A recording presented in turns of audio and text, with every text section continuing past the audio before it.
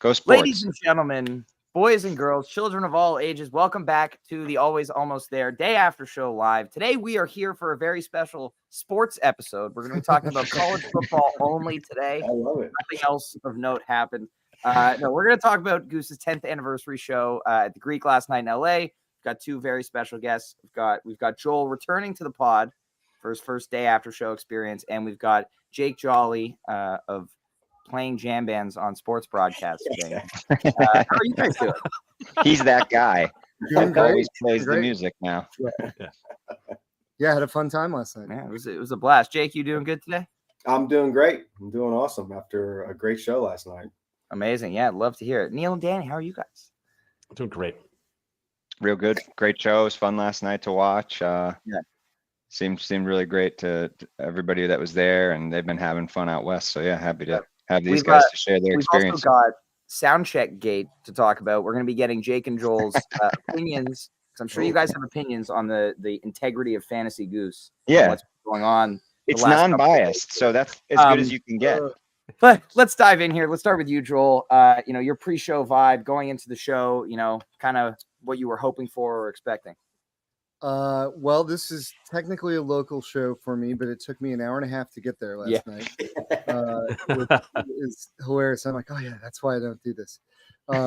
So I was in a great mood. I had a night out with my wife Dasha, and she obviously likes the band a lot too. And so yeah, I was just kind of looking forward to a night out, some good tunes, and they definitely delivered both in the song department and the some really great, interesting improvisational moments too. 100%. Jake, what about you? The pregame was my vibe was I had to work, so I had to get through work doing a live event football. So and it came down to a field goal that would have sent it to overtime. So I never root when you're producing, but I wanted that field goal to fall short, and it did. So I worked out. So I jetted from Century City up to Greek. I pulled in and I was walking in, and they just started their second set. And Eminence Front was playing, and got a drink, settled in, and second set was perfect. Good timing. When timing works out in LA, as Joel can. It's a very rare thing when you can get to point A to point B in the time you think it should take. So it was. Yeah. The vibes were high for me. I was feeling good. So. Awesome. Yeah, it was really cool. There was a lot of excitement last night, it being the 10th anniversary of the first Goose show. Also, I wasn't at the Greek in 2022. I don't think any of us were, unless you were, Jake. Yeah, people love the sports ball talk.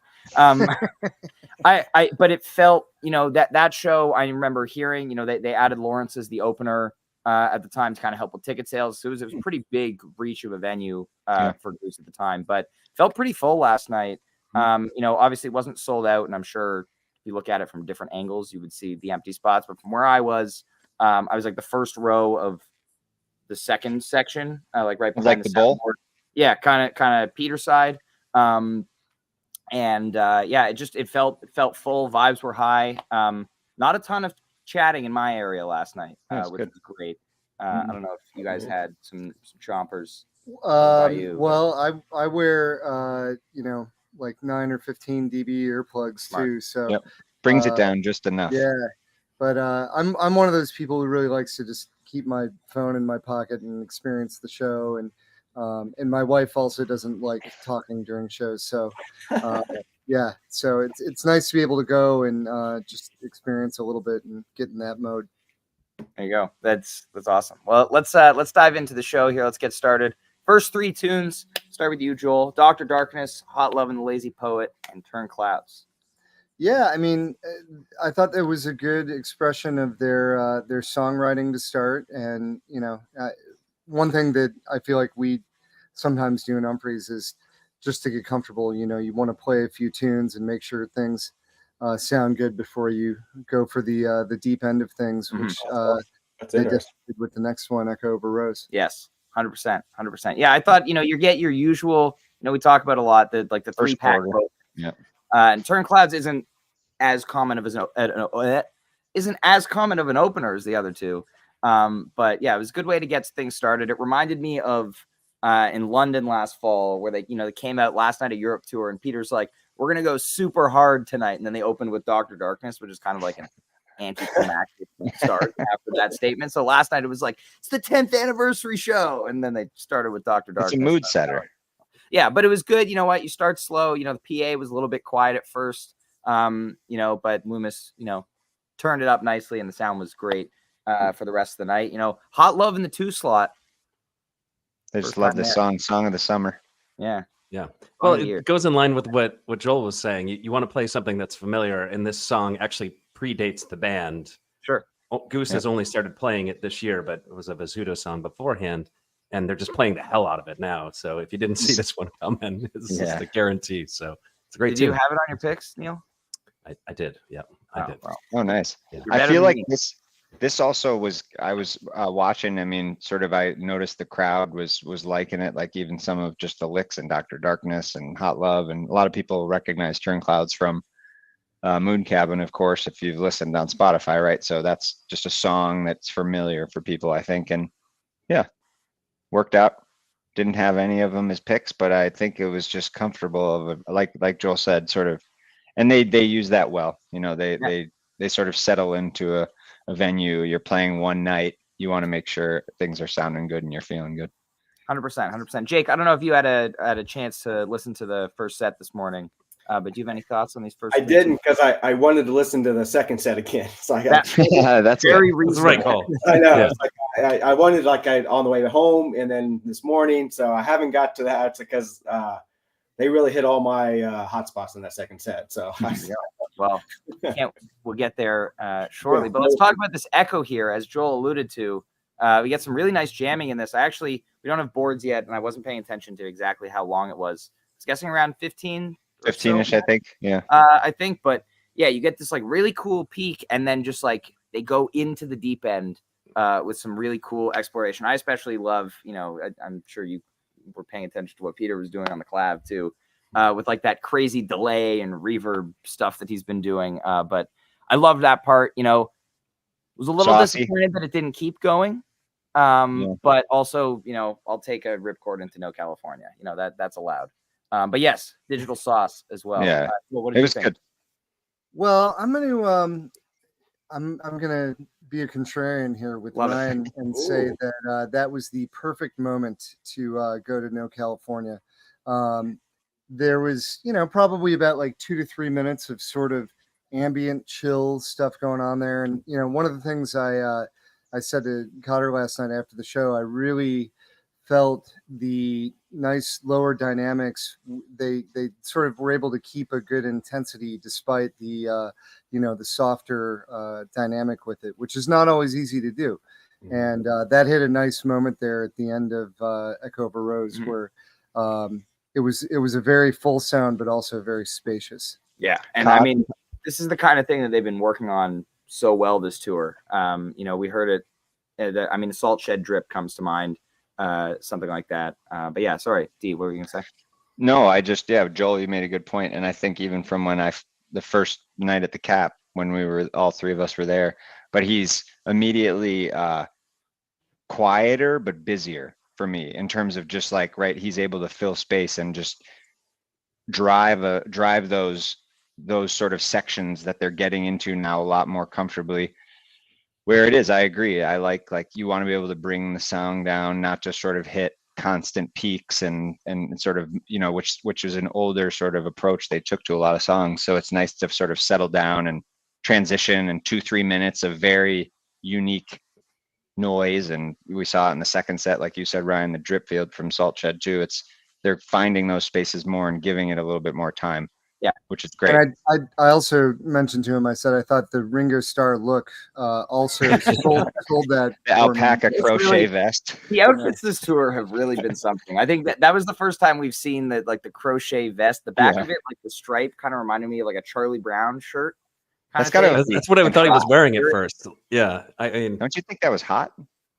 Like sweaty, kind of. I mean, no, because you don't wear a shirt underneath, so you got. That's true. It was also, as I like to say, it was a little cool for musician temperatures outside, but Oh yeah, perfect drumming temps last night. Really? that's true. The drummers always need a little more. Yeah. What's the perfect temp then? I'm curious. What's the musicians? Where's the sweet spot? Sweet spot's sweet spot? probably around like 68 to 70, right in there. Maybe some would say 69 is a nice It's like number. it's like AC, you know, like 69 is very comfortable of a house temp. Yeah, drummers need about like 61, 62, Okay. which is right where it was last night. So, Perfect for cool perfect LA for night. Great Yeah. drumming. Yeah. Varies also if you have an open alpaca vest on. That's true. You know, that Right. really is. Or there's a wild kimono. card in there. Yeah. Neil, what are your thoughts? So back to the Echo of a Rose. I thought this was nice. So when Goose plays this venue, like they did 2 years ago, they came out and did kind of their best. They did a showcase of their songs, and I feel like that actually happened again tonight, or last night. But what I think they did better this time was introducing some of the jams. I think that was the big knock last time they played this venue. It was like, where are the jams? This band jams. Like, what? Why? You know? It was a showcase show. Yeah. Yeah, so showcase show I think is the word we kind of threw around a lot when they did it. So yeah, this was really nice to get this in the first set, and also a really interesting song, and another really old song, right? It's a pseudo song, so predates Goose. So interesting, they kind of peppered the set list with these older tunes while also doing a lot of their really new stuff as well. So that was cool. So I thought it was awesome, and you know, if you're going to play a super songy set, you got to throw something in there for a jam, and so that's what you get with this Echo. It's pretty great. And I mean, and then they come out into No California, and I was so excited to hear it again. You know, Fantasy Goose champion Garrett let me know yesterday that they sound checked it. Nice. You know, How many times have they played it?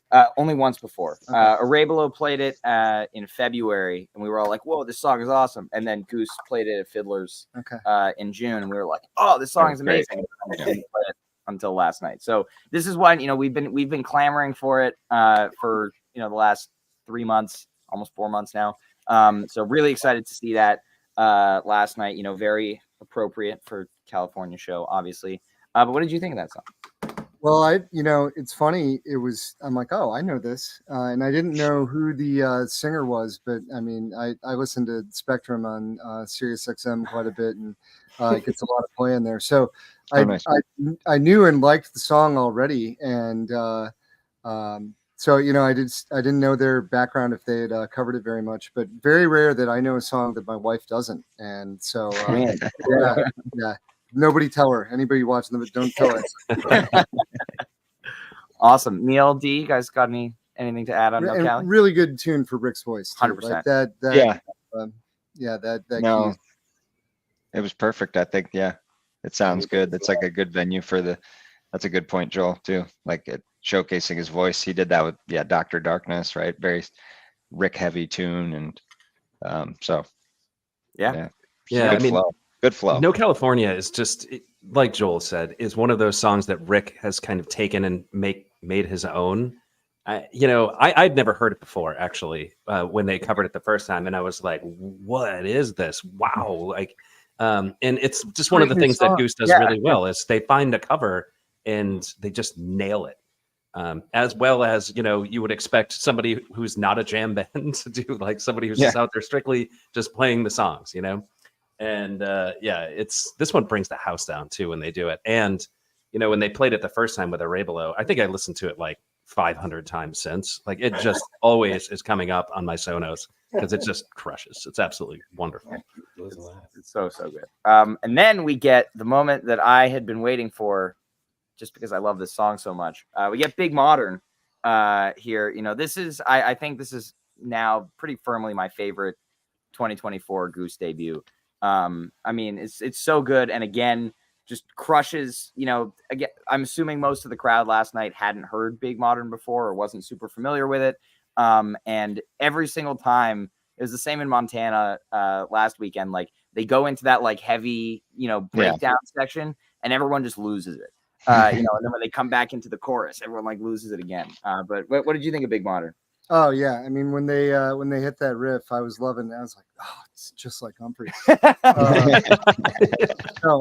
Exactly. But I told Rick after show. I was like, man, that was a great moment of that.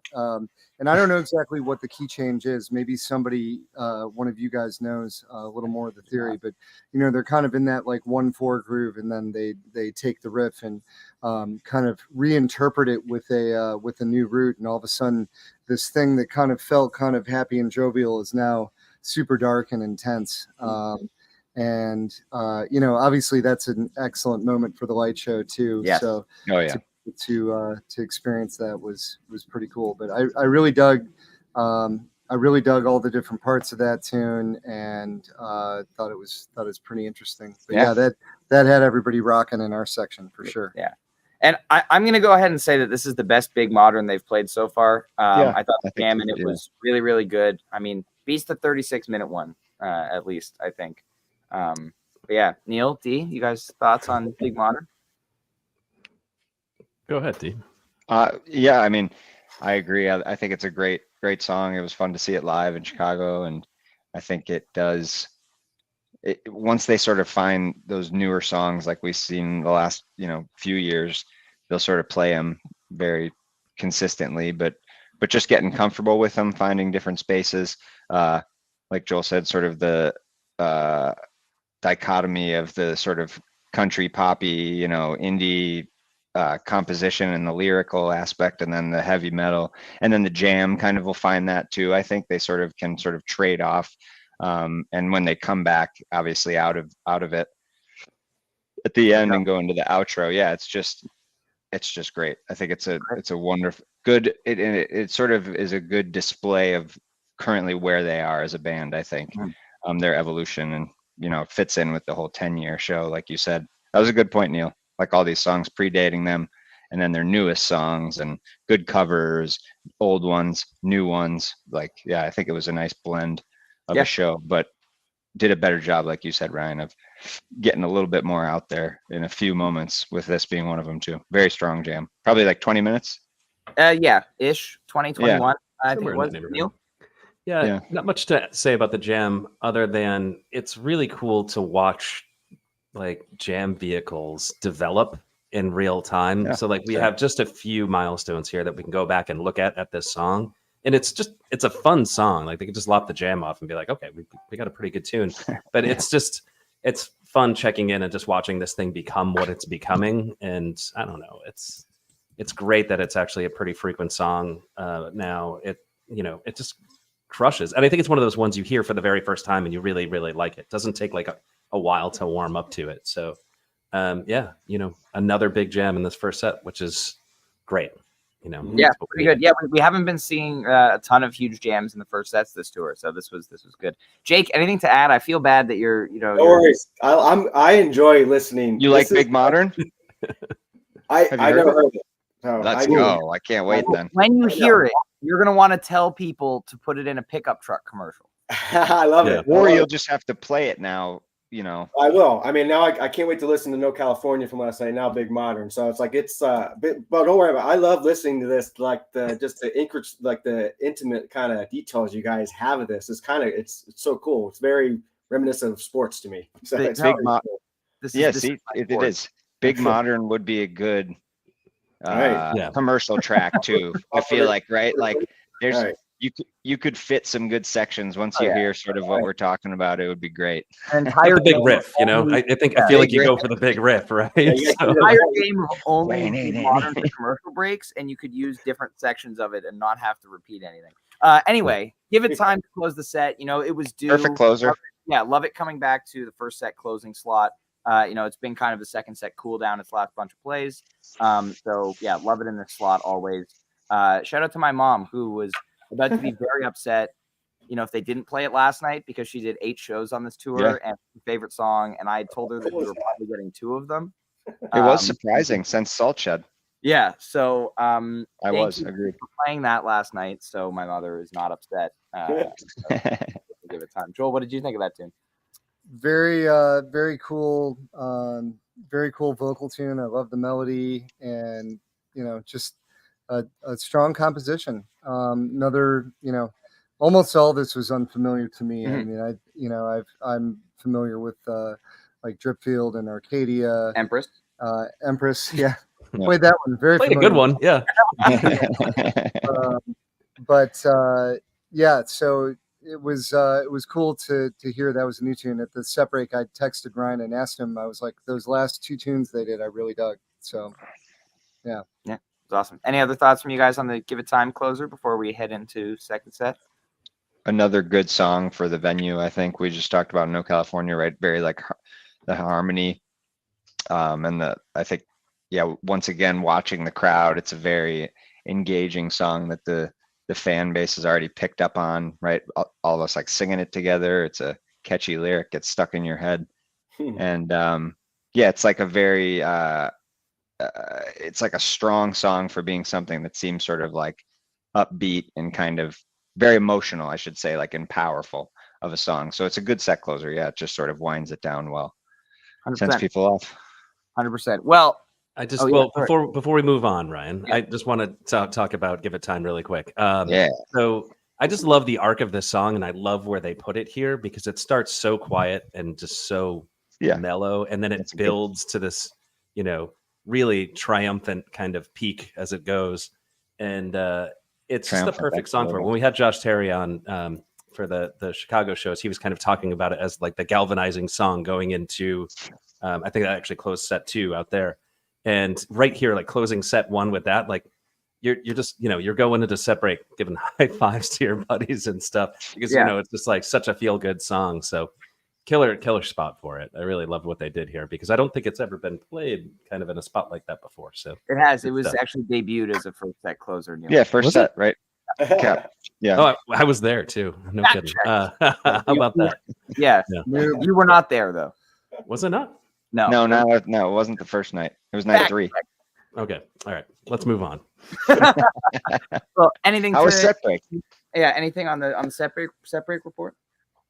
Set break was great. Nice hang. Had a little sparkling water myself. Nice.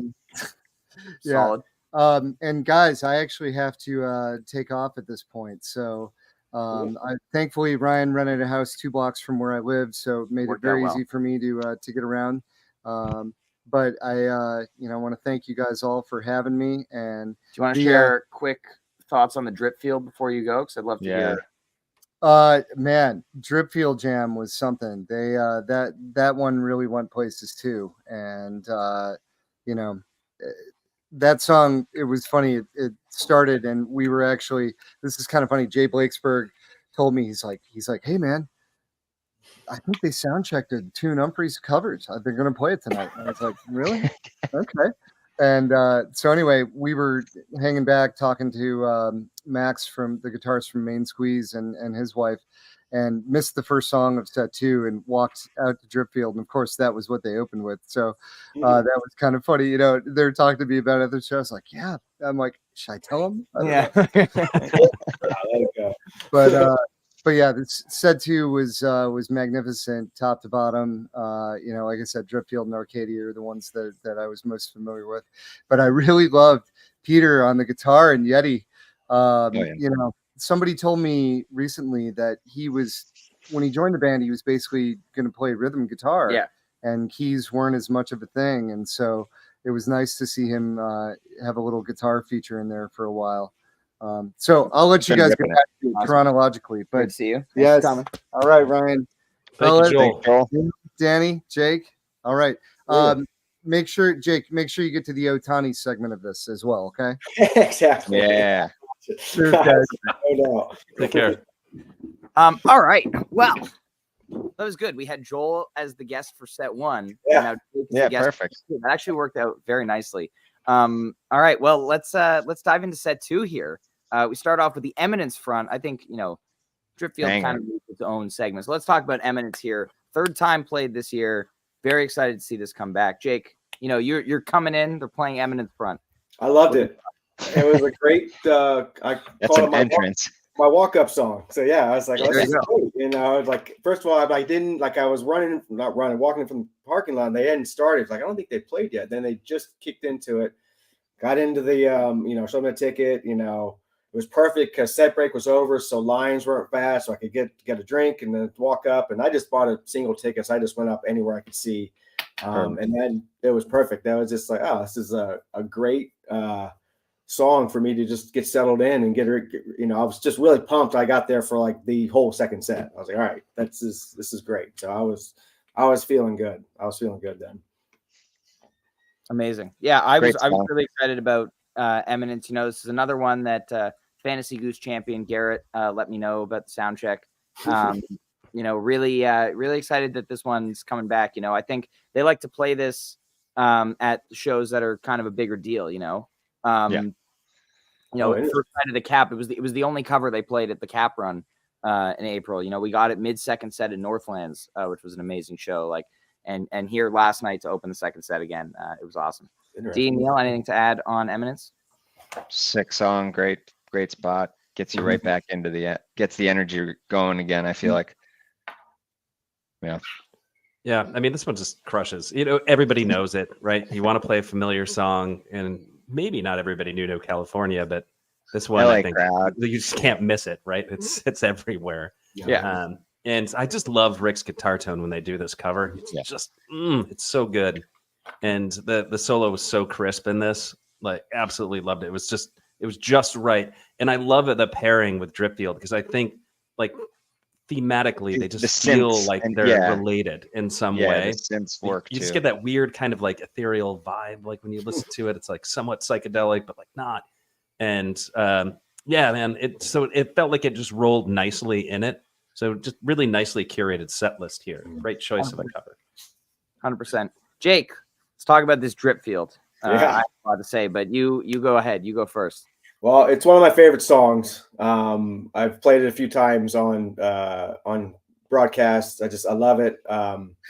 It's just for me, it's like, you know, I'm a little different than most of your, you know, like it's only the fifth time I've seen them, and this is the second time I've only seen the second set for these guys. So I listen to them all the time. But when I hear those opening chords to it, I realized like I was like, oh, I just knew we were in for something good. It's like, this is going to be good at the Greek. Everyone, you could hear the vibe around everyone. I was by myself, but everyone around recognized, you know, they started getting into it. And I was buckling up for a roller coaster ride, I think. And I think that's what we got was that. I was very anxious to see what they were going to do with it. Just how they've grown as musicians and their creativity. It's just, I love it. I just love it. Yeah, and this is a pretty special Dripfield. So they play it frequently. You know, Ryan says it all the time on the pod. I agree to some degree or another that this is Goose's best song. Yep. It's like the one you hear and you're like, wow, this is really good stuff. It's different. You know, there's not many bands out there with songs that sound like this. But what makes this Dripfield special is that they jammed it extensively, which is not really a thing that happens all that frequently with Dripfield. Although recently they just played a really excellent jam in Chicago in Dripfield. But this one goes to a place that they haven't gone to in a Dripfield in years, actually, where you get this really upbeat, uplifting jam that is somewhat reserved for this kind of jam. They played on the back half of Into the Mist a couple times this year, most notably at the Capitol Theater when they started off the year. And the jam is just, you know, I say it all the time. It's just, it makes you feel good. You've done everything right. You've won, you know, it's like you've watched Ted Lasso season 1 3 times in a row. And it's just like, everything is good. You're just so happy. That was me. And that is how I felt when I listened to this. And like coming out of that jam, it was perfect. Absolutely loved it. Such a great, you know, happy, uplifting jam. Talk about patience and commitment to quieter dynamics. Man, it's just, this one was all over the place. The build was just like the first before they like settled down, it was you're right, Neil. It had very like blissy, which you don't. This is what I'm saying. You know, I think this is a top jam of the year. I think like I really enjoyed it last night. You know, my mom got a funny clip of me like, you know, in my cackle mode when the jam was really good. But I loved it last night, but I wasn't initially like, wow, that's a top jam of the year. And then I listened to it again this morning and I was like, oh, like that's a top jam of the year. Like this, the re-listen there, like, you know, it feels like all of these jams on this tour, you know, that these sophisticated, these mature, you know, major key jams they've been getting into. Every time they do one, it's like, okay, we did this last time. How can we improve on it? How can we make it better? And they did that here. Like what Peter's tones on the OB6 in the really quiet part, are just ridiculous. Like just unbelievable. And it's that full band jamming that they've been doing on this tour, where they're all just listening to each other so much. Just absolutely breathtakingly beautiful. That's what I think of it. Yeah, they also were able to sort of push where they got in Chicago a little further too, which was nice. And I think that was great. Nothing really more to add what you guys said. It was really, really well executed, and we definitely all won listening to that one. Yeah, and then found found a good easy transition into Yeti, I thought too, like sort of as they were settling, counted it off. And I think it works nice when it's not like stop a hard start Yeti, like to start a set or whatever it is. So this felt good, and the energy just kind of keeps going. Hell yeah.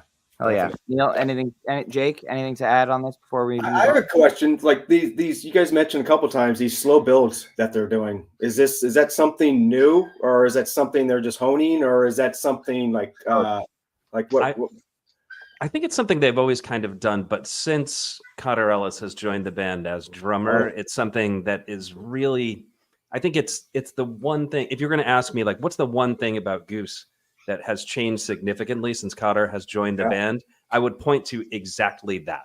That is the thing that they do so well now, and I believe it really began to be very, very good this year when they started in the Cap Run. Yeah, because you guys mentioned that, and like I would go back and go, that was good. I forgot. I was like, that was such a great, just mellow build, and it was just can't smile. You can't help but smile during it. Yeah, they just have a knack for kind of building these things up brick by brick, beat by beat, and I think it is Cotter. Maybe it's not Cotter. Maybe it's just something they kind of picked up in 2024. I mean, bands do change over time, Well, you guys kind of mentioned it. They're listening to each other a little more. Not maybe more, but they're just maybe in tune with each other more. And I love that about a live working live sports, live TV. Just everyone's got to work together. So that to me is the best thing about a jam band. They work together. They're listening and all that, and it feels like these guys have just leaps and bounds of just getting better musicians and just comfortable with themselves. They're in such a good spot of their career. I love it. I love watching. Fun to see. Yeah. 100%. Then surprised to get a second Yeti Pumped Up Kicks Yeti sandwich this tour. We saw it at Salt Shed to open the second set. I was surprised that they did Pumped Up Kicks again. Yeti's been crushing. Get a little bit of dance party action in. By this point in the show, I'm like, all right, when they do Yeti Pumped Up Kicks Yeti, I'm like, all right, we've got our big jam. We're now, we're in the fourth quarter. We're gonna have a great time for the rest of the show, which we. But yeah, this was just a lot of fun. I don't have anything crazy to say on it. But yeah, Jake, anything from you? I would bet the Pumped Up Kicks is a definite sort of LA vibe song. I think people there. I think it got I think people when they realized that maybe this is. I bet you had a lot of first time Goose people there last night. So just my opinion. It's just a lot of just looking around, kind of seeing it. You just don't like. I see a lot of jam bands in LA, and it is a lot of people's first time seeing them. I think when they're out there, they hear about it and stuff. But I think that song kind of fits with that vibe of LA, and kind of like everyone knows the tune, everyone knows the chorus, all that stuff. Everybody's singing it, so it's like I can see why they do that. I never I didn't hear it live. I finally got a Yeti. I've been looking for that, so I was like on top of the drip field, and then that I was feeling this is great. I was like, couldn't work out any better. So amazing. Vibes were flowing. Yeah, they were very good. They were very good. I wish I was kind of just. So I tried to get a couple guys from work to go. They wouldn't go. But I was like, "Come on!" He's like, "It's just it's fun." So, but yeah, there we go. Retooled Yeti in this slot is awesome. So, Yeti very different this year than it has been for a couple of years now. Like for a while, it kind of turned into a throwaway song because they just didn't really put much into it. Now you get a really nice jam, like a full change kind of jam. Yeah. And then, of course, you get the segue in and out of Pumped Up Kicks. And the segue back out of Pumped Up Kicks in this Yeti, oh, man, it is. I mean, Goose is not a band that's known for their segues. When we talk about like Goose segues, it's like, oh yeah, there's this one from this year and this one and maybe this one, and then 2 years before that there's this one, and so like there's enough where you can kind of count it on two hands, like the really excellent ones, until this year where you get like a whole mess of them, and it appears to be something that they're working on. And the segue out of this was just every once in a while when you listen to a jam band, everything just weaves together perfectly, and it just zips up like a zipper. And this one did. Like Rick comes in with a theme, and then Peter like kind of hears it, so then he switches off and like starts like playing the the delay pedal part, and then just very subtly like mixes in a little bit of the phrase and a little bit more of the phrase and a little bit, and then boom, drop, and then he does the whole phrase, and they all do it. And like, wow, like that is an amazing segue. So this Yeti, Pumped Up Kicks Yeti, did what it needed to do. Yep. There have been some in the past where it's just kind of like, like a Yeti fun song and then like a cover, but like this actually had a whole lot of depth to it that like you can go back and re-listen to this and get a pretty good re-listen value out of it. Whereas like I don't think that's often the case when you go back and listen to a Pumped Up Kicks at a Goose show. Yeah, so you go back and listen to Pumped Up Kicks often, Neil. That's my point. Yeah. This is a set you'll just listen to the whole thing because it flows, and then we get our payoff song.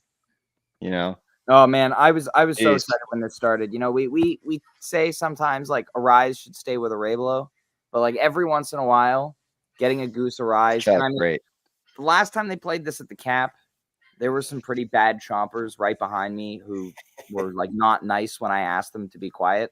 And despite the fact that Jeff did not give us the Zip It reminder last night, it was pretty nice in the area. And this song, Arise, is so beautiful. What is the Zip It reminder? What is that? What's the Zip It reminder? At some Arabelo shows, and it got immortalized on the Arabelo live album that they put out. But Jeff just basically goes, Zip It, right before they play Arise. Like the Dr. Evil Zip It, keep it quiet. Zip It. You got to do the Dr. Evil voice when you do it. Rick is the one who started it at an Arabelo show. I thought it was Jeff. No, the first time it was Rick. Yeah, he did it. Zip It, and then Jeff just kind of took the ball and ran with it. I love that. Sports. There we go. But yeah, no, it was beautiful. For those wondering, of course, last played March 10th, 2023, 126 shows. I was at that show, Ryan. Don't fact check me on that. I was standing next to you when and I'm going to fact check you that you're correct. Yeah. So Jake, I mean, that's an amazing get. That song I chased for like 40 something shows before I got it. So that was a beautiful song. I didn't know it, but it's just like it was beautiful from beginning to end. I was more like I wasn't in my jam mode. I was more like, oh my god, I was just like, wow, this is such a beautiful song. And it's like again, I keep going back to it. I just love hearing these guys progress through their journey right now. And it's just like I kind of was thinking about that. Like, man, these guys are just hitting on all cylinders. It's just really good. 100%. And then we get even better showcase show. Yeah. Oh, and then we get Arcadia, of course. Yeah. Short rest. But like they were gonna play it last night. You can't play your 10th anniversary show without playing in Arcadia. Short, sweet, explosive, very, very nice. And then, of course, encore that shit. Quick little hot tea. Get it in before curfew. No Jason Hand this time. Last time they had him. Was that he came out? At the last time at the Greek, they had Jason Hand. Geez, that's right. I forgot about that. There's a sit-in from that show that everybody remembers. Lucius sit-in. Yeah, not the Jason Hand sit-in. Not the Jason Hand sit-in. Clearly. Yeah. It's like, they played a 12-minute hot tea with Jason Hand from String Cheese. Like, exciting. Yeah. But there you go. Second tee closer at the Greek, batting 1,000. There we go. What do you think of these last two songs of the show here, Jake? For me, it was great. It rounded out a great show for me, a great second set, I should say. I've seen Arcadia before, but obviously I've never seen it at the Greek. I love the Greek for one. I love going to shows there, and I loved seeing it. To me, I was up top. It looked pretty good. There were maybe some seats open, but I was very happy to see LA come out for that show. So I was happy to see that. And here in Arcadia, then Hot Tea. I was it was just, I had to get down, I was making my way down closer and closer. So I was like, all right, this is perfect. So it's songs I knew they were going to jam, and songs I knew that were, you kind of knew when her curfew is. So, they weren't, it's going to be a very condensed, but very hard jam. And I knew Rick was going to go crazy on Arcadia, which I always love. So that to me is, that's always good to see, and always good to hear the reaction to the crowd. And, again, I was Arcadia. I was standing next to guys I've never been there before. So I asked them, "Hey, is anyone standing here?" He's like, "No, you're good." And I could tell it was their first show, and they were just like, they were just in awe. It was crazy when they see this band play live. So it was fun. It's fun to see. There you go. Amazing. If we don't have anything else, that is it for. I just want to talk about Arcadia really quick. Oh yes. Really quick. Yes. Don't want to hold you up, but this Arcadia was actually pretty neat. So there's a little taste of the You Haven't Done Nothing Stevie Wonder in there. Yep. If you go back and listen to it, it's like a play on the jam that they did before, which I think was the Redbird from the Ryman last year, where they do flesh out a pretty serious You Haven't Done Nothing jam. And that's this one. There was a little bit of Rick doing it and a little bit of Trevor doing it, where Trevor was kind of playing the horn line on the bass, which is dope. I don't know. I really enjoyed that. So for a shorter Arcadia, this one's actually got a little bit of pizzazz. Yeah, which is my favorite word with 4 Z's. But and then you get the hot tea closer, and then you're out, man. Because they had to do these tunes there. Again, we were kind of calling it the showcase show. Goose, for one reason or another, when they go to LA, they want to play a really big show, and I just love the way that they did it this time. Yeah. So they did kind of the big numbers. They did some of the new stuff. They brought some stuff that they don't really play all the time, but it's still really killer stuff. Like Arise never gets played, and it's an incredible song, but they just refuse to play it for some reason or another. And and then Give It Time, of course, doesn't get played all that much yet. Who knows what they're going to choose to do with that song? But it seems like they keep it in their back pocket for big shows, so they brought it out here. So everything kind of threaded together nicely on this one, and of course, the giant drip jam was just sick. So the whole show is great. Yeah, really great show. Love it for the 10th anniversary. I also love that there were rumors of a sit-in, or they're going to do something crazy. Keep it pure. An awesome Goose show. For their 10th anniversary. So that's pretty cool. Congrats to the band on 10 years. And I mean, we got some news earlier today that tour is not done. When we thought they are coming back to LA on Tuesday night to play at the Troubadour, which is 500 capacity. Mm-hmm. They opened for Pigeons there in 2020. So that's going to be crazy. It's a benefit show. I'm guessing we might get some more information about Mexico surrounding it based on. I saw the charity. Yep. Yeah. El Gonzo. They're on the bill house. Yeah. We don't totally know how tickets are going to work. But if you're not signed up for the Goose text alert thing, they posted links on socials. I believe I posted the link from the pod account somewhere.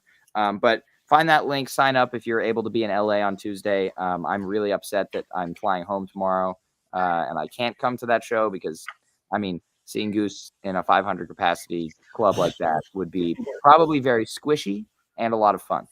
Sweaty. It'll be squishy. Sounds sweaty. Instead, we hope for a live stream so I can stay up until 3 o'clock. Sweaty Tuesday. That's the Troubadour for sure. Squishy, sweaty, and everything. So, but I will fight like hell to get there. So I will be there. That a guy. Right on. Well, Jake, you want to come back, do the pod again on Wednesday? Sure. Yeah. If I get in, I can. There we go. These kind of shows in LA, it's always a crapshoot. 100%. Well, it's been fun. We got one more show on the tour tonight. Hopefully everybody getting frosted is ready to have an awesome time tonight. 6:30 Pacific showtime, 9:30 Eastern. There's a stream, of course. This is the final, show of tour proper. Then we've got the Troubadour show. And we've got Memphis Fest next Friday before they're off for a few weeks. Before we pick up, it's gonna be a good one tonight. I can feel it tonight. Yep. Last night. Let's do it. Yeah, there we go. Well, Jake, thank you so much for joining us. Awesome. Thank you so much for joining us today. Thank you to Joel as well. great pleasure chatting Goose with you guys. Great to meet you last night as well, Jake. We will see everybody tomorrow, potentially time TBD, which I forgot to text Neil about earlier. Based Okay. On Work that out. Surprise, Neil. It might be at a different time tomorrow. So keep your eye on socials. We do it live. Yes, we do it live. But we will see you tomorrow at some point to recap tonight's show. It's going to be a lot of fun. Everybody have a great time if you're going or webcasting or whatever you're doing. So everybody enjoy the rest of your Saturday. We'll see you tomorrow.